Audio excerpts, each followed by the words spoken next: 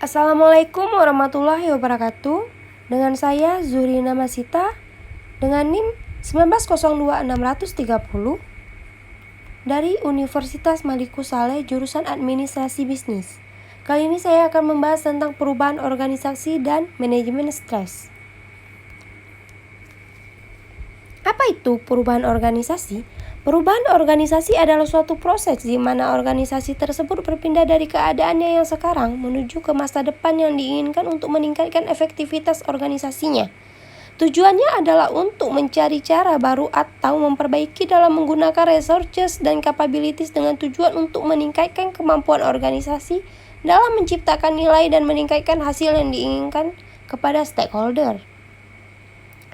Apa saja target perubahannya? Yang pertama ada sumber daya manusia. Sumber daya manusia yang merupakan aset penting dalam suatu organisasi. Suatu organisasi mengkhususkan kompetensi berdasarkan pada keahlian dan kemampuan dari pegawainya. Dan yang kedua ada sumber daya fungsional. Suatu organisasi dapat meningkatkan nilai dengan merubah struktur budaya dan teknologi.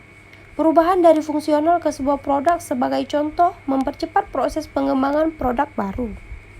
Dan yang ketiga ada kemampuan teknologi. Kemampuan teknologi memberi sebuah organisasi suatu kapasitas yang besar untuk merubah dengan sendirinya dengan tujuan memanfaatkan peluang pasar. Dan yang keempat ada kemampuan organisasi.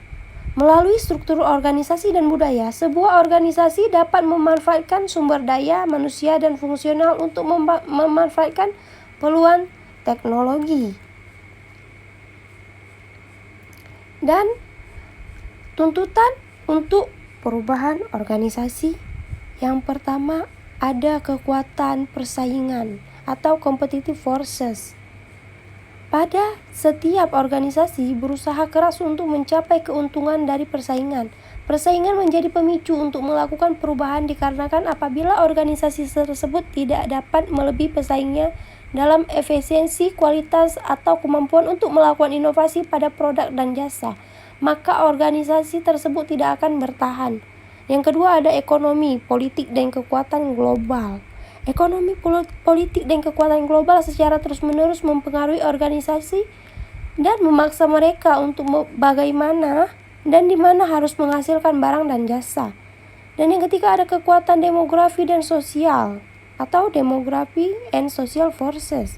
Perubahan dalam komposisi dari kekuatan pekerja dan terus meningkatnya keanekaragaman karyawan. Hal ini mengenalkan pada organisasi banyaknya peluang dan tantangan. Dan yang keempat ada kekuatan etika atau etika forces. Sama pentingnya bagi suatu organisasi dalam mengambil tindakan untuk berubah sebagai tanggapan atas tuntutan dalam perubahan demografis dan sosial untuk ke arah perilaku perusahaan yang lebih jujur dan bertanggung jawab. Kekuatan-kekuatan penyebab perubahan. Yang kekuatan dari eksternal, tekanan-tekanan perubahan yang datang dari luar perusahaan dan segala sesuatu yang tercakup dalam atau merubah lingkungan dapat mempengaruhi organisasi dan menyebabkan tekanan perubahan seperti sistem politik, ekonomi, teknologi pasar, dan nilai-nilai. Yang kedua ada dari internal. Internal adalah tekanan perubahan yang datang dari dalam perusahaan seperti tujuan, strategi, kebijaksanaan, manajerial, dan teknologi baru, serta sikap dan perilaku para karyawannya. Kesiapan untuk perubahan organisasi. Kesiapan merupakan salah satu faktor terpenting dengan melibatkan karyawan untuk mendukung inisiatif perubahan. Dimaksud dengan siap untuk berubah adalah ketika orang-orang dan struktur organisasi sudah dipersiapkan dan mampu untuk berubah. Sebuah organisasi siap untuk berubah apabila ketiga kondisi ini ada. Yang pertama, mempunyai pemimpin yang efektif dan dihormati. Dan kedua, orang-orang dalam organisasi mempunyai motivasi untuk berubah. Dan yang ketiga, organisasi mempunyai struktur non-hierarki. Baik, kita masuk kepada pengertian stres dan stres kerja. Apa itu stres? Stres mempunyai arti yang berbeda-beda bagi masing-masing individu atau menurut beberapa ahli diantaranya. Menurut John Suprihanto Prakoso Hadi 2003 bahwa stres adalah konsekuensi setiap tindakan dan situasi lingkungan yang menimbulkan tuntutan psikologis dan fisik yang berlebih pada seseorang.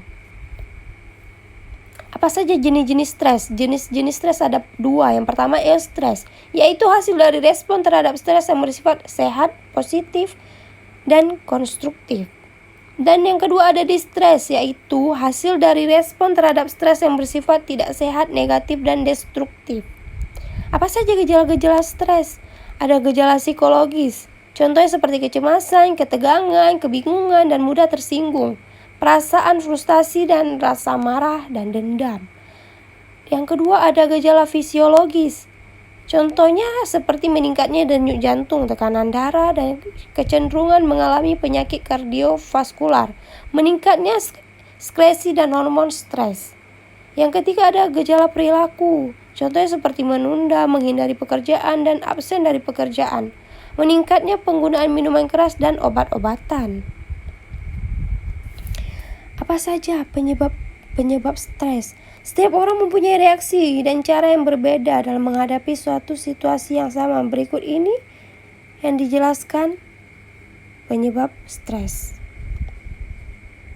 Yang pertama ada penyebab fisik atau kebisingan. Kebisingan yang terus-menerus dapat menjadi sumber stres bagi banyak orang. Yang kedua ada beban kerja. Beban kerja yang terlalu banyak dapat menyebabkan ketegangan dalam diri seseorang sehingga menimbulkan stres. Yang ketiga ada sifat pekerjaan. Menghadapi situasi baru dari asing dalam pekerjaan atau organisasi, seseorang dapat merasa sangat tertekan sehingga dapat menimbulkan stres. Yang keempat ada kebebasan. Seseorang yang terlalu bebas dalam pekerjaannya merasa ketidakpastian dan tidak kemampuan dalam bertindak. Hal ini dapat merupakan sumber stres bagi seseorang. Dan yang terakhir ada kesulitan. Kesulitan yang dialami di rumah seperti ketidakcocokan suami istri, masalah keuangan, perceraian dapat mempengaruhi prestasi seseorang dan merupakan sumber stres bagi seseorang. Cara mencegah stres ada 3. Yang pertama, relaksasi otot. Sebutan persamaan yang umum dari berbagai teknik relaksasi otot adalah pernafasan yang lambat dalam suatu usaha yang sadar untuk memulihkan ketegangan otot. Yang kedua ada biofeedback. Dalam biofeedback, perubahan kecil yang muncul dalam tubuh atau otak dideteksi, diperkuat, dan ditunjukkan kepada orang tersebut. Dan yang ketiga ada meditasi. Meditasi mengaktifkan suatu respon relaksasi dengan mengarahkan ulang pemikiran seseorang jauh dari dirinya sendiri. Respon relaksasi adalah kebalikan fisiologis dan psikologis dari respon stres berperang atau lari. Baik, itu saja penjelasan dari saya mengenai materi tersebut. Bila ada kurang, saya mohon maaf. Wabillahi taufiq wal hidayah. Assalamualaikum warahmatullahi wabarakatuh.